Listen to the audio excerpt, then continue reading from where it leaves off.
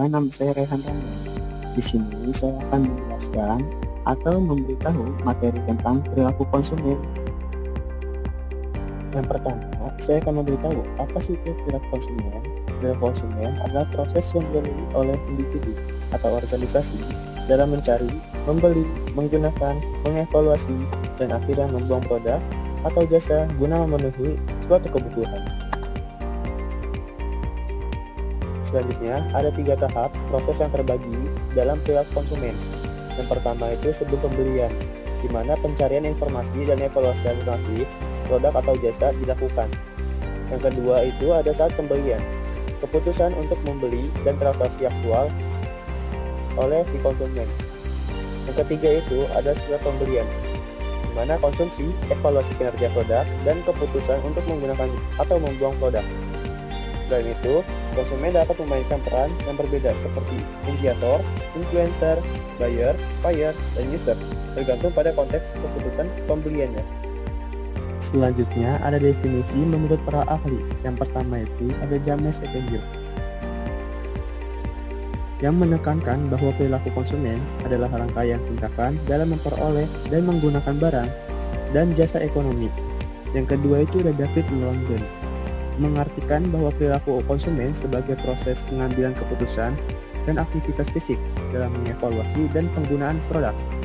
Selanjutnya ada teori dan pendekatan dalam memahami perilaku konsumen. Yang pertama itu ada teori ekonomi mikro, di mana teori ini mengasumsikan bahwa konsumen berusaha memaksimalkan kepuasan atau utility dengan membandingkan marginal utility dari setiap barang.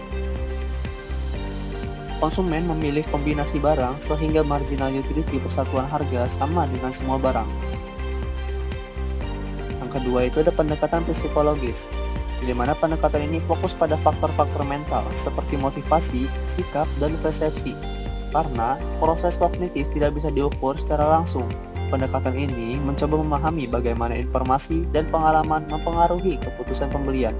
Yang ketiga itu ada pendekatan antropologis, menganalisis pengaruh budaya, kelas sosial, dan kebiasaan masyarakat terhadap perilaku konsumsi. Pendekatan ini menekankan bahwa keputusan konsumsi tidak hanya bersifat individual, tetapi juga dibentuk oleh lingkungan sosial.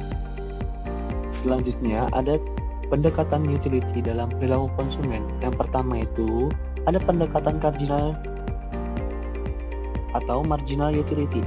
Pendekatan ini mengukur kepuasan secara kuantitatif dengan menggunakan konsep total utility dan marginal utility. Hukum nilai guna marginal yang menurun menjelaskan bahwa tambahan kepuasan dari setiap unit barang yang dikonsumsi cenderung semakin kecil. Kondisi keseimbangan tercapai ketika marginal utility persatuan harga dari seluruh barang yang dikonsumsi adalah sama, sehingga konsumen dapat memaksimalkan kepuasan dengan keterbatasan pendapatan. Yang kedua itu ada pendekatan original, yang di sini preferensi konsumen diurutkan tanpa mengukur kepuasan secara numerik. Konsumen memilih berdasarkan peringkat kepuasan yang diperoleh dari kombinasi barang dengan kendala pendapatan yang diwakili oleh budget line atau garis anggaran. Perubahan pendapatan atau harga akan menggeser garis anggaran yang mempengaruhi pilihan konsumsi. Terus, apa yang dimaksud dengan efek penggantian dan efek pendapatan ketika harga suatu barang berubah? Untuk efek pendapatan atau income effect, mekanismenya yaitu kenaikan harga barang X mengurangi daya beli real konsumen seolah-olah pendapatan turun.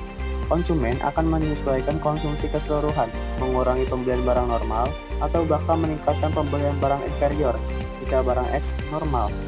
Dampak yang didapat adalah lebih sedikit barang X dan kemungkinan pengurangan konsumsi barang lain tergantung karakteristik barang, normal atau inferior.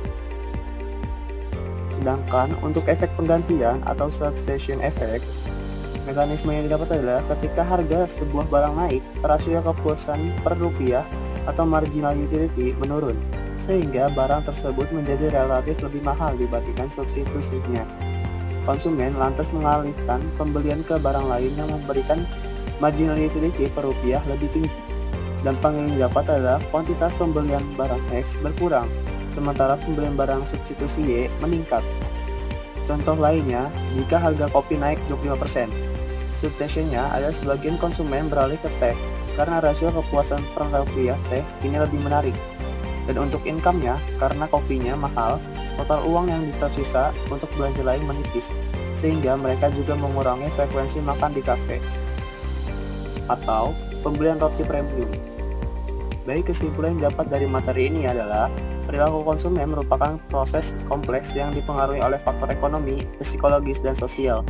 Teori ekonomi mikro dan pendekatan utilitas menjelaskan bahwa bagaimana konsumen membuat keputusan untuk memaksimalkan kepuasan dengan keterbatasan pendapatan.